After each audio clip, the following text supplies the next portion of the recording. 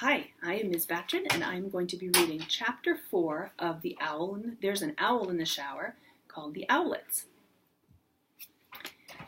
2 weeks had passed since Enrique had been hunted by Borden. They had been stressful weeks for the owl and his family. Food was difficult to find. He could not hunt the fir forest where the barred owl lived, or the north slope of the mountain that had been clear-cut.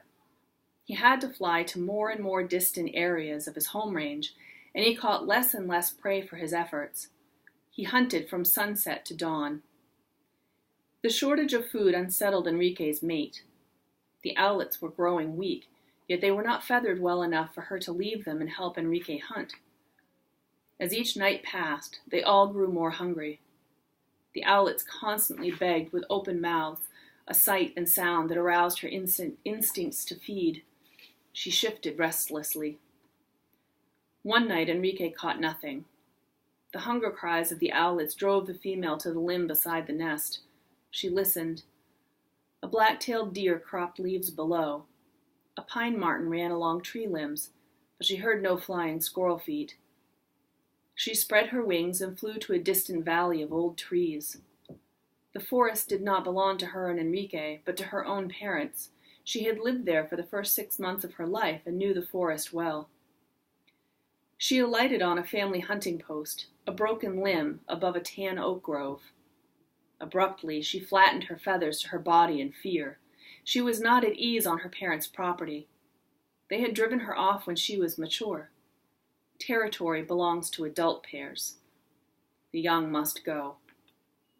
She listened, expecting them to attack her again, but heard only the wind bringing fog from the Pacific Ocean.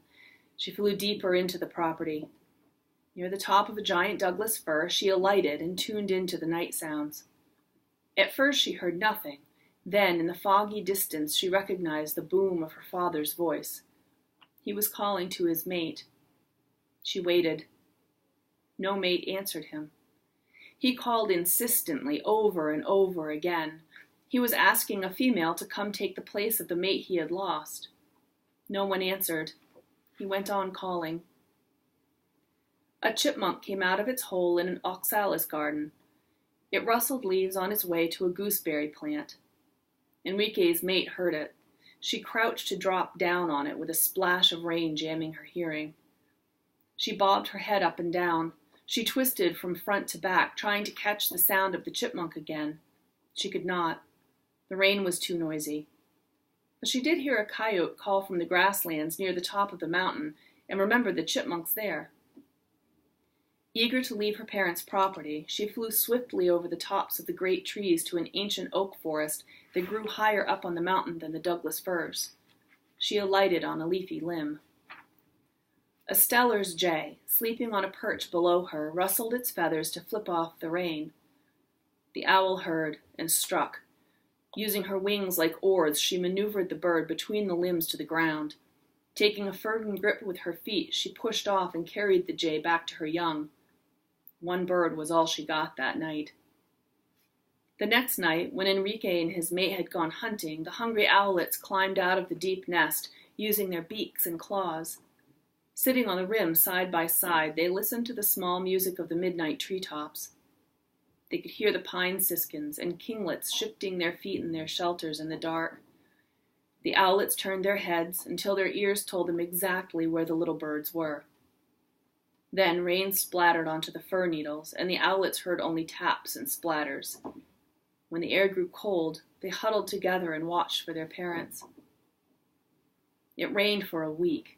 This was unusual. Mid-May is the beginning of the dry season in the northwest coastal forest. Over the eons, spotted owls have adapted to this season by timing the arrival of their young with the good weather. This year, nature was failing the spotted owls on the mountain. Despite the rain, Enrique traveled each night to his home range hunting for food. He came upon the oak forest and caught a young jay that was sleeping alone. He carried it to the owlets. His mate was not there to feed them. Their cries provoked him to tear the prey into small pieces and put them into the gaping mouths. When he fed them, the young male gazed into his face. The owlet saw the disk of dark feathers, the vibrissae that stood out like sunbursts around Enrique's beak, and the dark, soulful eyes. The owlet looked and looked until the face was printed on his memory. The next day, the rain fell in torrents. It ran down the tree trunks, bounced off limbs, and then soaked into the deep soil of the owl grove. Beyond the owl's nest, the treeless mountainside, it hit the ground with the force of bullets, dug up the soil, and carried it down to Fire Creek. The muddy runoff clogged the gills of the young salmon, and in the creek, hundreds died. The rain stopped in the late afternoon, and the mother owl went out to hunt. The owlets huddled in a spot of warm sunshine. Suddenly, a powerful wind roared off the ocean. It sped through the place where the Borden's father had felled the big Douglas firs. With no trees to check its force, it hits the owl's tree with hurricane strength. The owlets were swept from the nest. The little male grabbed at the tree limbs, fell, spread his stubby wings, and was blown toward the logging road. He crashed onto the forest floor. The female, who was always larger than the male, landed not far from him. Hunched and frightened, the two owlets sat on their heels, staring at the rain-spangled flowers into which they had fallen.